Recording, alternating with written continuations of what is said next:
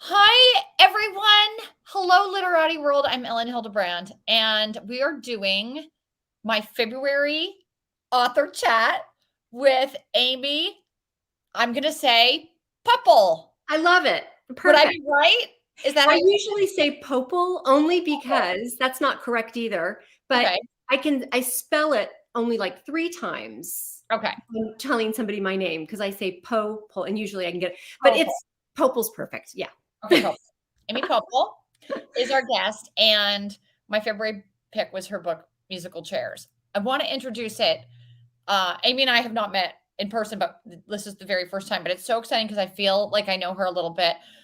Um, I was on tour for my novel Golden Girl this June, and tour, for those of you that don't know, is fairly brutal. You're in a different hotel every night, different bookstores. I had some days when I did 2 events in one day, and in the middle-ish of my tour, I was at Main Street Books in Davidson, North Carolina, and I believe her name was Jessica recommended. I was looking for a book, and she recommended Musical Chairs by Amy Poeppel. And I needed something, light and fun and engaging. And the book was just even exceeded those expectations. I loved it so very much, and posted about it on my Instagram. And then a lot of you have said that like you've read Amy's other books, and this was like such a sort of hidden gem. And so I'm so happy to have it. It was the perfect pick for February.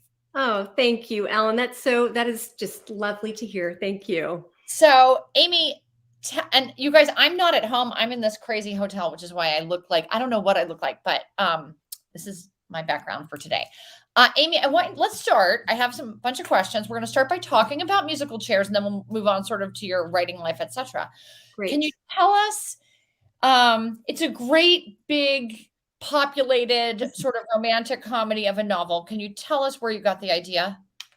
Yes, so I'm actually in the setting of the novel. I'm in Litchfield County right now in Okay. Connecticut on a freezing cold day here. And I love this part of the country, and I grew up in Texas, so this is not exactly home for me normally. So I wanted to write a book that was set here. And I wrote this book before the pandemic, but I had met so many women my age who had adult children moving back home. And I tend to look at situations and try to find the humor in them always. And I had my own situation with my own kids. And I thought, I want to write a book where 2 adult kids come back to the nest after they've flown. And then I wrote the book and talk about, life imitating art. The pandemic hit and my kids all moved back home. So Right. I actually did a little book trailer about the book. You can find it on YouTube if you just search my name and musical chairs. It was just like a little comedic riff that we did on this idea of the book being somewhat biographical. So yeah, I have a house in Connecticut falling down. It's in really terrible shape, actually. And my adult kids moved back home. So I just wanted to sort of explore that and find the humor in it. Yeah, I totally feel that. Just from my own perspective, like in the summers, I'm all over the place. I live in Nantucket year round, but I'm in the winter I'm in St. John. Like I'm going to St. John for 8 weeks on Tuesday, and in the fall I'm in Boston. So I'm a little bit the rest of the year I'm a little bit around the world, but in the summer, of course, I'm always home. Yeah.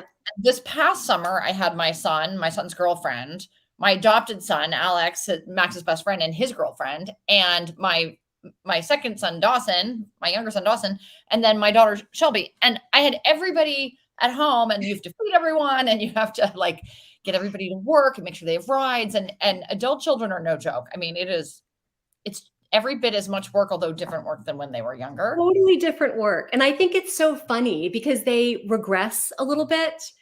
Yeah. Under our roofs, I think they tend to regress a little bit. And, they always say big kids, big problems. So when things are bad, they can be pretty terrible. But I just think there's something really funny about that adult child dynamic, like just leaving towels on the bathroom floor. I mean, just from the silly things to the bigger things. Right. But I think there's just a lot of room for humor in that. Oh, there definitely was. Now, also, the interesting thing about your novel is that in some sense, Bridget, who's our main character, our protagonist, she's also a daughter in this novel, Yes. right? Because a lot of some of the plot, I mean, the plot is really variegated, which I loved that. It has many different spokes, and I personally had no problem just like going from character to character. I love it. I personally like, and that's how I write too. Like, I love a multiple point of view. I love sort of getting a rounded out picture about what's going on in a novel. And so Bridget's father is a famous conductor. Conductor. Mm-hmm. Yep. And he's a little bit of both. He's getting married to, you're gonna have to remind me because I haven't read to a woman who's kind of a child, like they're old friends. In fact, she's the widow of a friend of his. Right. And at the time that I was writing the book, my dad just died about 6 months ago, but and he was 92. And his last 5 years were all about his dating life. I mean, it was just the most unbelievable thing. And we were constantly hearing about this woman, and I'm going to take this woman out to dinner, and it's so sort of wonderful and kind of like, whoa, like what do you do when your 90-year-old father is, in one case, my dad really got kind of heartbroken. Like, how do you look at that? Like heartbreak in a 90-year-old. So I just sort of wanted to bring that into, and just how that can sort of be kind of a shock and an upset. And I love the idea of a book ending with a wedding. So I sort of wanted to do something heading. I definitely did. Yeah. Right.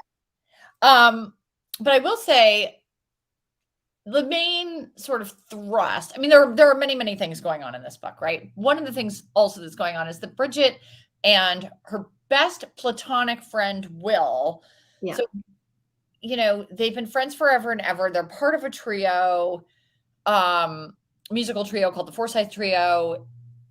Remind me, Amy, somebody drops out of the trio. Yes. So they're old. There was an original trio with a man named Gavin, and he's gone on to bigger and more starry success. Yes.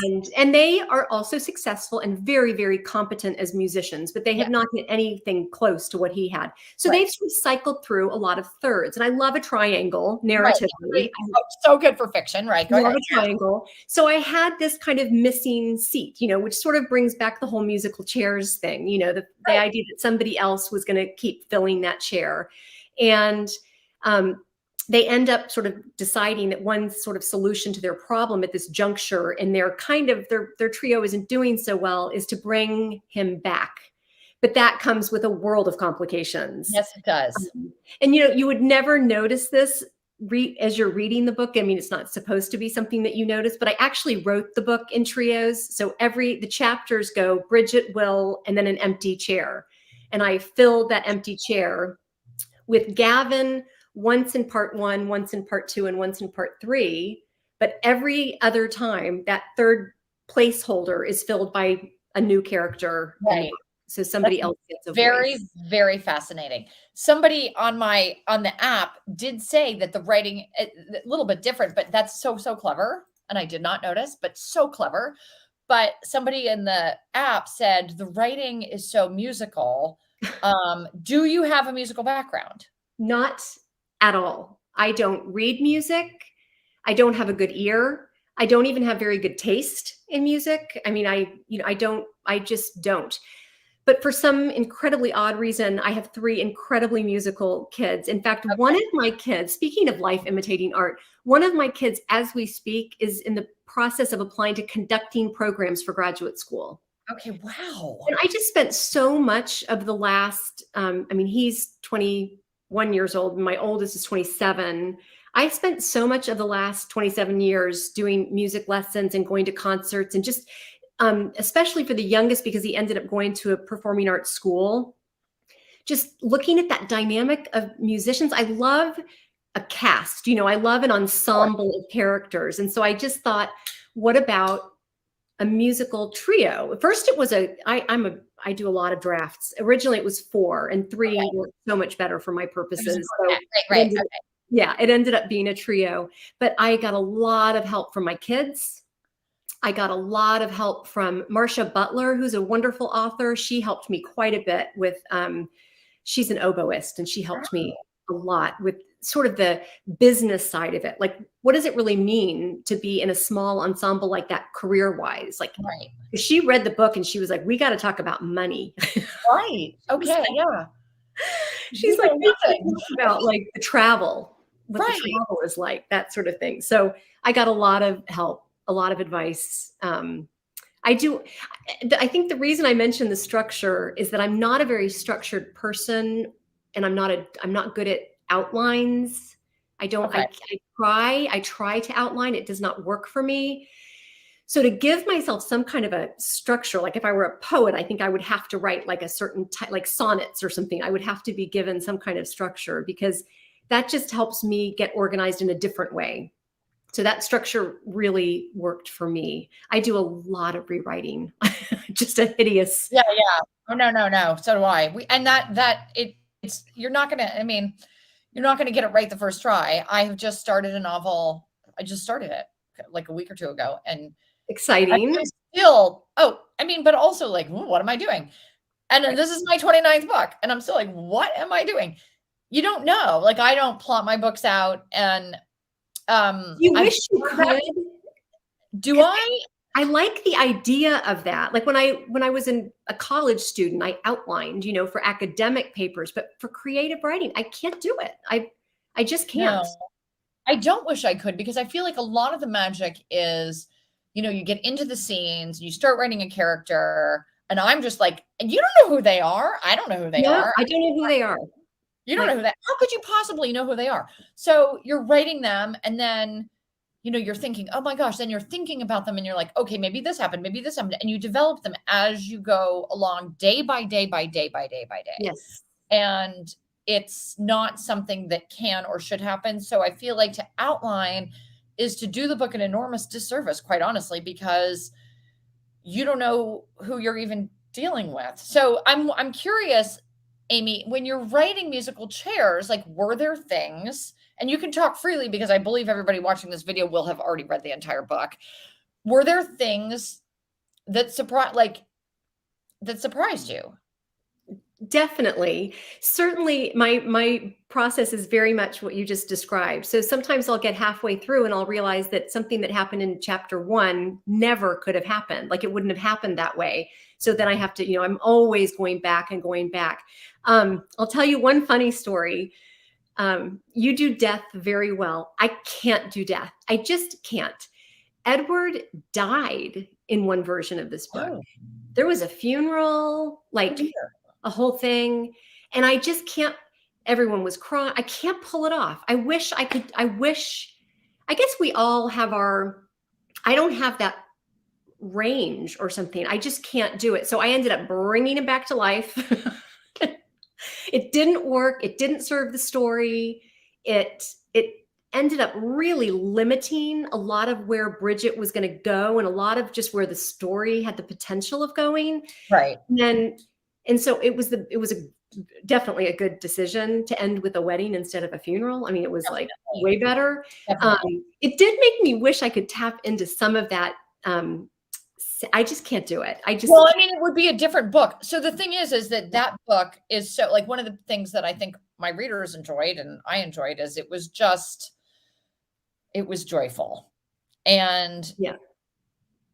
Edward is going to die at some point soon, probably, but we don't need to see, like, we don't need, but a different book, someone can die when it feels like it's the right. And I would not say to yourself, I don't do death well. You haven't gotten I haven't found, yes, it hasn't, I haven't found a moment where it would serve the story that I'm writing. I actually had a character die in my book Limelight as well, and I brought her back to life too. Okay. So I am big on revival. I just Right. bring people back and keep the joy going, because I know, because it just doesn't feel right. I mean, which makes it doesn't feel right.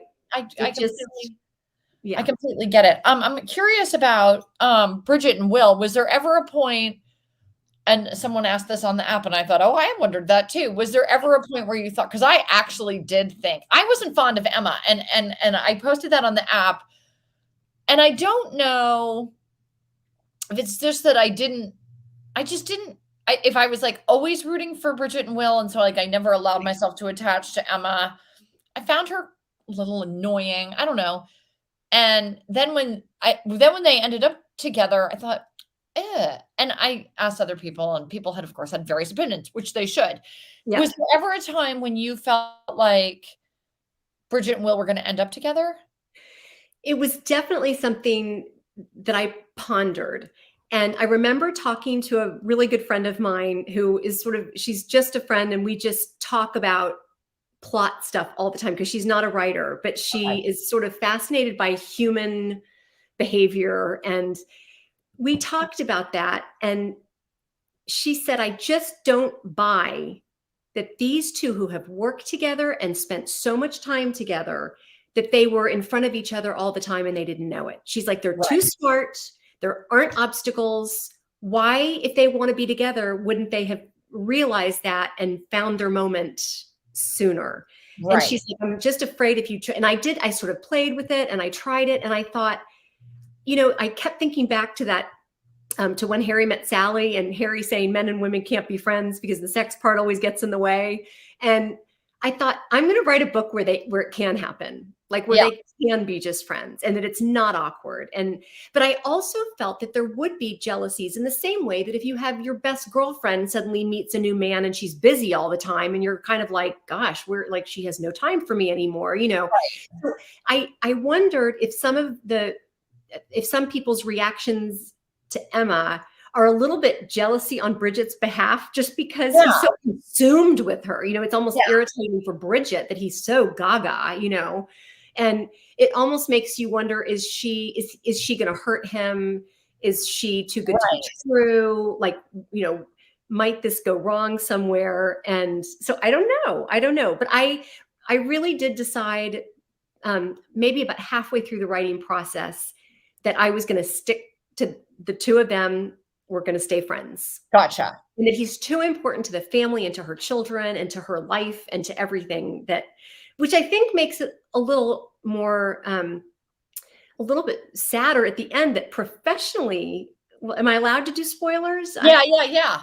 That, professionally, that they go sort of down different roads, because that's a breakup of sorts. Yeah, that is a breakup. And that's really a more important breakup, as long as they stay friends. Oh no, it's a less important breakup, but it is a breakup because we want them to stay friends. Exactly. At the end of the thing. And then the twist with Gavin, I loved, because I feel like, are we thinking that somebody else?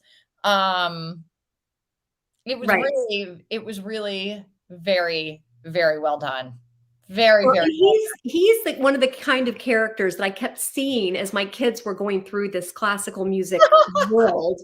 But these people who are so unbelievably talented so early, and how that does kind of form your personality a little bit when you're told constantly at the age of 7, 9, 11 that you're brilliant, that you're talented, that it can't help but have a huge impact on the sort of person that you become. Right. So he's a hard worker. He definitely earns the praise that he gets. But I did want that kind of character from the music world to be in the book, the kind of arrogant but insecure.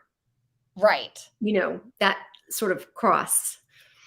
I just thought it was so great. And there were so many minor characters. I loved the sister. I loved Bridget's sister. Yeah. I loved the little helper woman from Jackie. Loved her. Jackie was probably the most fun to write. Yeah. I think I had the most fun writing the scene where Jackie throws up in her own lap. And also the scene before that where she's being driven in the backseat of the car with the two sisters in the front. Yeah. I just wanted this fish out of water, and I wanted a character, now that I had sort of set the stage, I wanted this new set of eyes to come in and see the family for the first time and get her impressions. Yeah. As, as a narrative tactic too, because that's a way of sharing with the readers, here's who these people really are. So she was a lot of fun to write. Oh, I just loved it. I just absolutely loved it. Okay, I want to move on because we only have 10 minutes left. I have not read your other two books, and I when I read Musical Chairs, I'm like, oh my gosh, I have to read them. But I haven't, because I've got, as you know, just like crazy stack of stuff. But they are like on my mental list. So can you tell us briefly about each one, and then I'm going to decide which one. I think I'm going to read Small Admissions next because I am such an admissions, like college. My 2 in college Your right now. next book. And your next book is admissions. So yes, and my next book is The Admissions by Meg Mitchell Moore next month. I love everything about it. So I think some Small Admissions will be next. Can you give us like a little taste of each one, like a Absolutely. Yes. So for Small Admissions, it sort of just ties into my writing career, which is that I didn't publish my first book until I turned 50. So I came to this very, very late. Wow. I did a million things first, from theater to high school teaching. I remember when I was reading 28 Summers, I was like, Ellen must have taught high school at some point. I did. I taught 8th grade English when I was younger. So I taught 11th grade English when I was younger, but I could tell just from your references to the teaching world, I was like, she must have been a teacher because, yeah. So I did a billion different things, and I always had this like little voice in the back of my head that I did a lot of theater. So I sort of tried my hand at playwriting, and I was always writing scenes, writing dialogue, but I never sort of buckled down and did it.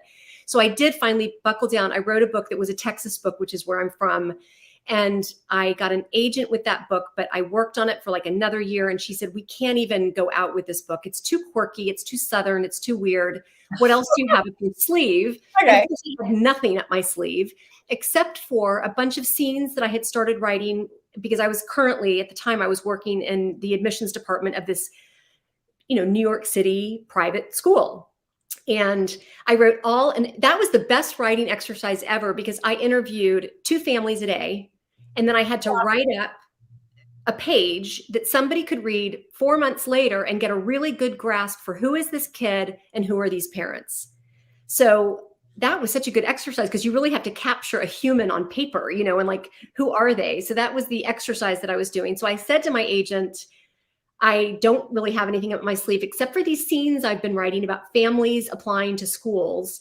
And she said, see if you can turn that into a book.